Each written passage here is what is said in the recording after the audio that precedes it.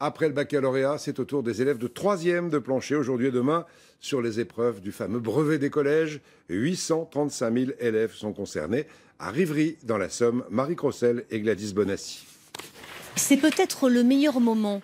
La délivrance, après 3 heures à plancher sur un texte d'Antoine de Saint-Exupéry ou sur le thème de la solitude.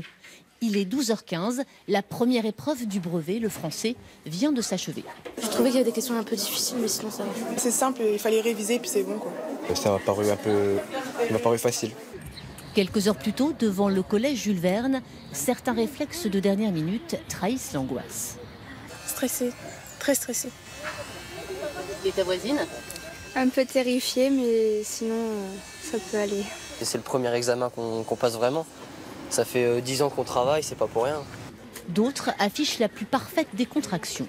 Il n'y a pas trop de stress à avoir pour le brevet. De toute façon, la moitié des gens ils l'ont déjà sans passer, donc c'est un des examens les plus faciles qu'on peut avoir, quoi.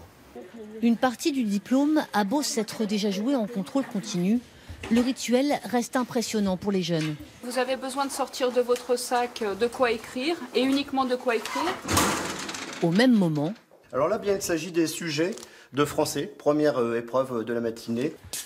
Le brevet, ce diplôme jugé parfois dépassé, donne un avant-goût du bac. C'est l'un de ses principaux mérites. Ça représente leur premier examen, quoi qu'on en dise. Certains peuvent paraître être distants par rapport à l'examen, mais en fin de compte, on se rend bien compte qu'ils y sont quand même attachés et que c'est un moment, je dirais, fort dans leur scolarité. Un moment qu'ils abordent avec succès. Ici, l'an dernier, plus de 90% des élèves de 3e ont décroché leur brevet.